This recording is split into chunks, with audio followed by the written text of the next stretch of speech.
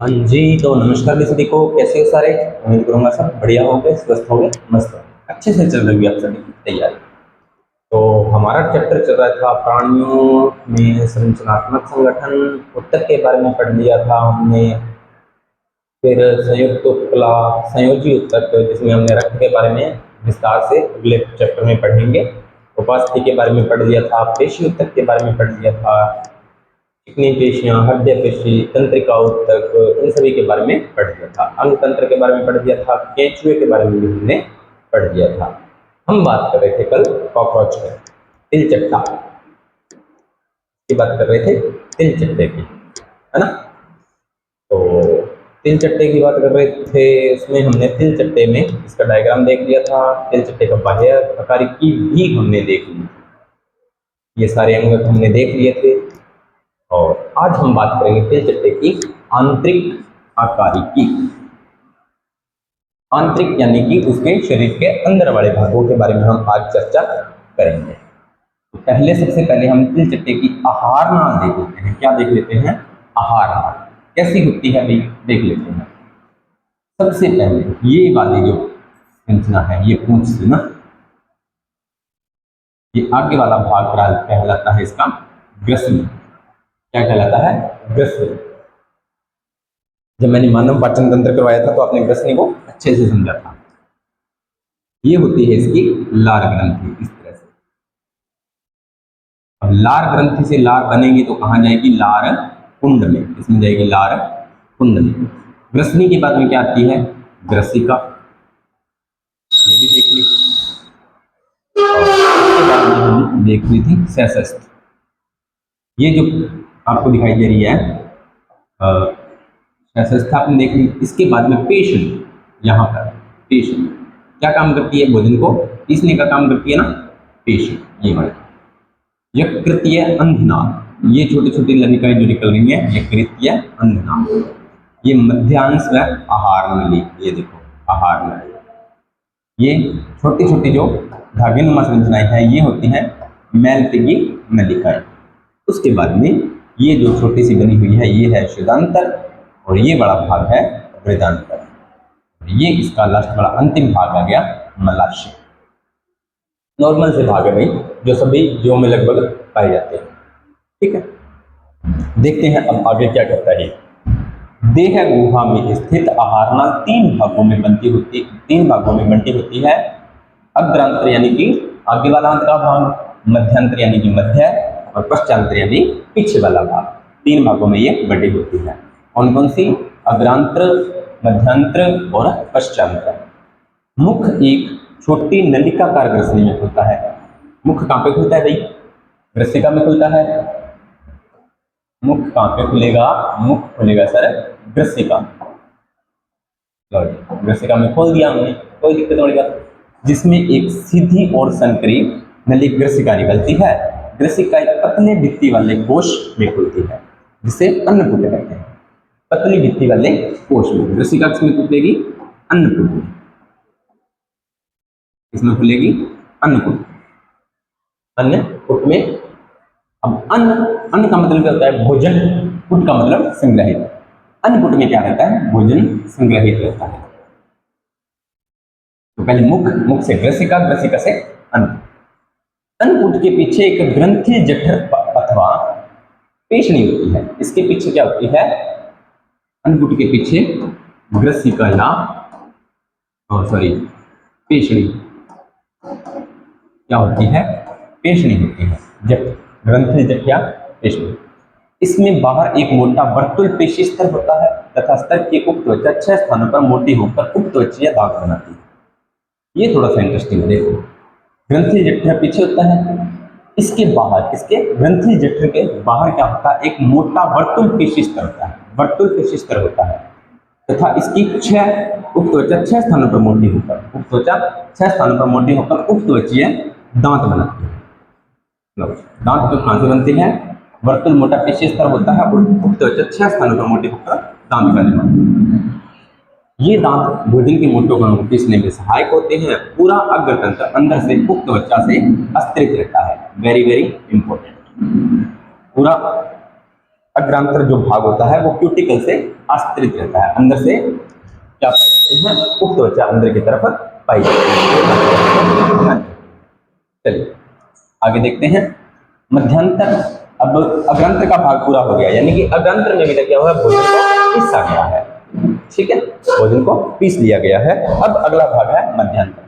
एक संकरी, संकरी का मतलब समझते हो, कम चौड़ी, संकरी का समान व्यास की नली होती है, यानी कि इस तरह से एक नलिका होगी, व्यास क्या रहेगा जिसका पूरा एक जैसा रहेगा, जिसमें उक्त त्वचा का आस्त्र नहीं होता। इसमें उक्त त्वचा का आस्त्र, मध्यांतर में त्वचा का आस्त्र नहीं होता, अग्रांतर में उक्त त्वचा का अस्त्र था, इसमें नहीं है। अग्रांतर व मध्यांतर के संधि स्थल पर उंगलियों के समान 6 से 8 अंध नलिकाएं पाई जाती हैं। तो क्या इसमें कॉकरोच में अंध नलिकाएं कहाँ पाई जाती हैं, अग्रांतर और मध्यांतर के संधि भाग पर। कौन से भाग पर, संधि भाग या संधि स्थल पर पाई जाती है। क्या पाई जाती है, 6 से 8 अंध नलिका, ये आपको याद रखना है, ठीक है। जिसके सिरे बंद रहते हैं इनको यकृतीय या जठरीय अंधनाल कहते हैं। डायग्राम में मैंने आपको दिखा दिया था, ठीक है, दोबारा फिर देख लो। ये नलिका संकरी है ना, इस प्रकार से। चलिए, ये पाचक रस बनाती हैं, बिल्कुल भी। जठरीय अंधनाल क्या बनाती है, पाचक रस बनाती है। मध्यांतर व पश्चांतर के संधि स्थल पर लगभग 100 से 150 पतली पीले रंग की नलिकाएं पाई जाती हैं, यानी कि मध्यांतर भी कंप्लीट हो गया। अब मध्यांतर और पश्चांतर के संधि स्थल पर 100 से 150 पतली पीले रंग की नलिकाएं पाई जाती हैं, जिन्हें कहते हैं मैलपीगी नलिकाएं। क्या कहते हैं, मैलपीगी नलिकाएं। तो मैलपीगी नलिकाएं कॉकरोच के कौन से भाग में पाई जाती हैं, अंतर के पश्चांतर, अग्रांत, मध्यांतर और पश्चांतर के संधि स्थल पर भाग पर पाई जाती है। ये हिमोलिफ से उत्सर्जित पदार्थों के उत्सर्जन में सहायक होती है। तो मैलपीगी नलिकाओं का क्या कार्य है, उत्सर्जन का। याद रखना है ये बात, उत्सर्जन। कॉकरोच में उत्सर्जन किसके द्वारा होता है, मैलपीगी नलिकाओं के द्वारा। पश्चांतर मध्यांतर से थोड़ा चौड़ा होता है। पश्चांतर क्या होता है, थोड़ा चौड़ा है, यानी इसमें बड़ी आता है, मलाशय आएगा वगैरह वगैरह, तथा क्षुदांतर, वृद्धांतर और मूत्राशय में विभक्त रहता है। बताइए क्या, मलाशय बाहर की ओर गुदा द्वारा खुलता है। इतनी बात है, बहुत ही सरल है। बस इसकी थोड़ी लैंग्वेज आपको टफ लग रही होगी, बाकी कोई लंबी चौड़ी बात नहीं। अब इसका थोड़ा सा हमने परिसंचरण देख लेते हैं, परिसंचरण का डायग्राम भी साथ ही साथ देख लेते हैं ना।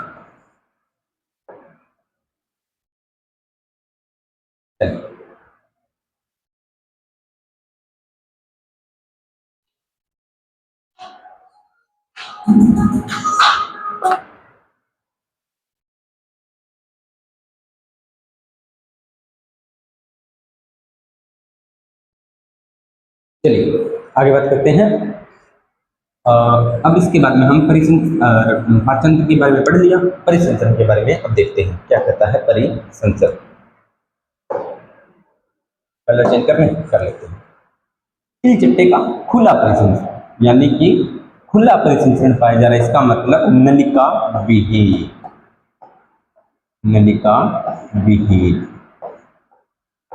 नलिकाएं नहीं होंगी, ठीक है। देख लेते हैं फिर क्या दिक्कत है, कुछ भी नहीं है। ये देखो आगे वाला भाग, इसको बोलते हैं अग्र महाधमनी, आगे वाली महाधमनी। ये जो साइडों में लगे हुए हैं इसको बोलते हैं पक्षाकार पेशी, और ये जो चैम्बर बने हुए हैं इधर वाले, इसको बोलते हैं हृदय कोश। चलिए अब देख लेते हैं ये क्या कहता है। तिल चट्टे में खुले प्रकार का बंधन पाया जाता है, इसमें रुधिर वाहिनियां अंत विकसित होती हैं और रुधिर गुहा में खुलती हैं, तथा उसी में सभी अंतरंग अंग डूबे रहते हैं, जिसे रुधिर लसिका कहते हैं। कोई खास बात नहीं है। रुधिर लसिका हीमोलिम्फ रंगहीन प्लाज्मा व रुधिराणुओं से बना होता है। क्या होता है इसमें, एक तो प्लाज्मा होता है, एक रुधिराणु होते हैं। कॉकरोच का हृदय एक लंबी पेशीय नली होती है, लंबी नली होती है जो रुधिर गुहा में वक्ष और अधर के मध्य पृष्ठीय रेखा के समान स्थित होती है, यानी कि मध्य में वक्ष और उदर में मध्य में इस प्रकार से स्थित होती है। हृदय किप्पाकार होता है, किप्पाकार का मतलब हृदय कुछ इस प्रकार से होता है, ठीक है। किप्पाकार कोष्ठों में विकृतर दोनों तरफ आश्रित होता है। इतनी बात है, कोई खास बात है नहीं है। तो यहाँ से एक ही क्वेश्चन निकलता है कि तिल चट्टे में रक्त परिसंचरण किस प्रकार का पाया जाता है, तो आप कहोगे खुले प्रकार का रक्त परिसंचरण पाया जाता है। चलिए अब अगला है श्वसन तंत्र। श्वसन तंत्र शाखित श्वास नालों के जाल का बना होता है। श्वास नाल श्वास छिद्रों द्वारा खुलती है। हवा 10 जोड़ी श्वास छिद्रों द्वारा अंदर प्रवेश करती है। तो इसमें श्वसन किसके द्वारा होता है? श्वास छिद्रों के द्वारा।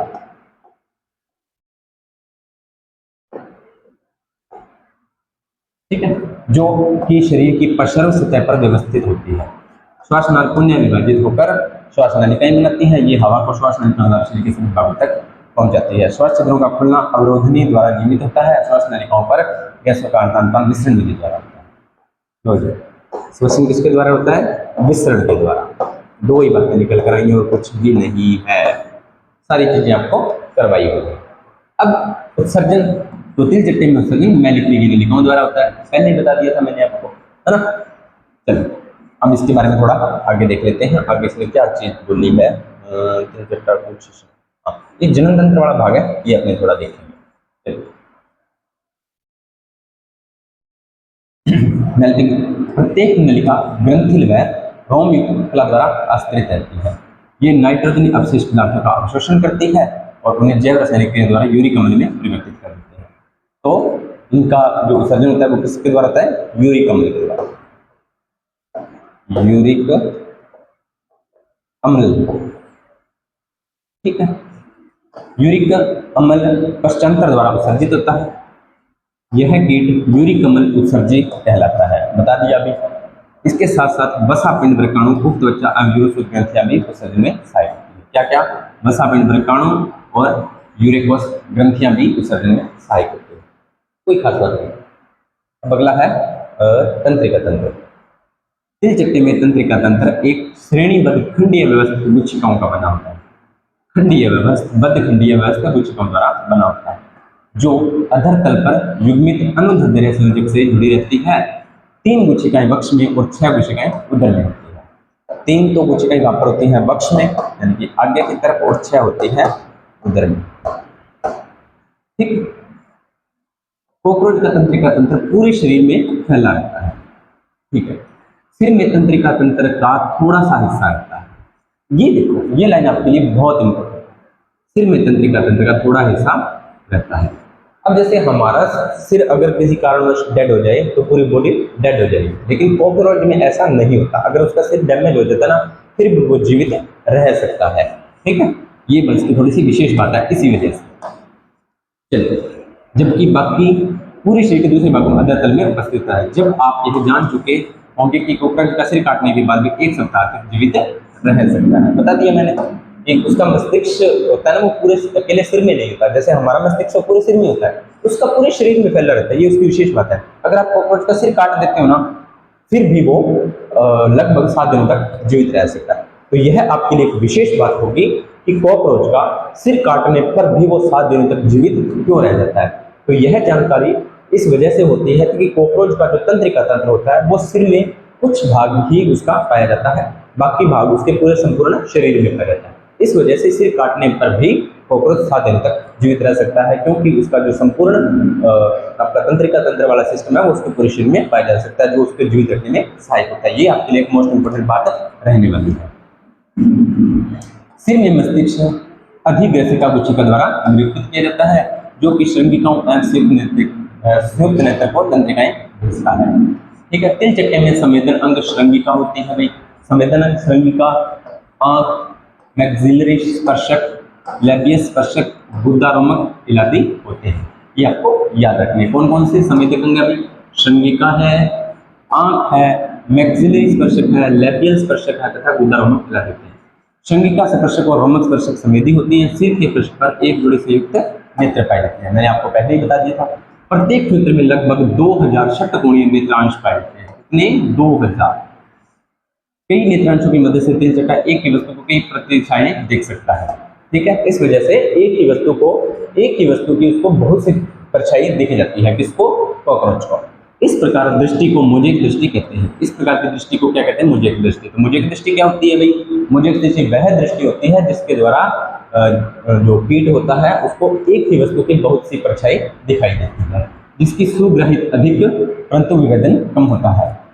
सामान्यतः रात के समय में होती है, इसे रात्रि दृष्टि कहा जाता है। ये सामान्यतः रात के समय में पाई जाती है, इसलिए इसे रात्रि दृष्टि भी कहा जाता है। तो कॉकरोच की लगभग मैंने आपको इंपॉर्टेंट बातें बताई हैं। एनसीईआरटी लाइन टू लाइन पढ़ी जरूर है, लेकिन जो इसमें से इंपॉर्टेंट निकल कर आई थी वो मैंने आपको बता दी है। ठीक है, तो पहले सारी चीजों को, शब्दों को समझना होगा आपको, उसके बाद में ही आगे आपको चलना होगा। कल हम बात करेंगे तंत्रिका इसका तिलचट्टे का जनन तंत्र, जो थोड़ा विकसित प्रकार का है, तो उसको हम डिटेल से देखेंगे। ठीक है, तो उम्मीद करता हूं आपको यह जानकारी अच्छी लगी होगी। अगर ये जानकारी अच्छी लगी हो तो वीडियो को लाइक किया करो, शेयर किया करो, कमेंट किया करो और चैनल को किया करो सब्सक्राइब। तो मिलते हैं नए टॉपिक और इसी टॉपिक के साथ, नए तो क्या इसी टॉपिक के साथ। तो तब तक अपना सभी का धन्यवाद। ठीक है, चलिए ये देखो, ये सारा मैंने आपको बता दिया है। ठीक है भाई, तो सीटी एलडीसी के लिए अगर किसी को इन्फॉर्मेशन चाहिए तो कमेंट सेक्शन में जरूर बताएं, फिर उसके बारे में अपने आगे बात करेंगे। तो तब तक अपनी क्लास को पढ़ाई को जारी रखिए, क्लासों को कंटिन्यू कीजिए। ठीक है, अच्छे से तैयारी कीजिए, ज़्यादा बातें नहीं करनी है। चलिए, थैंक यू।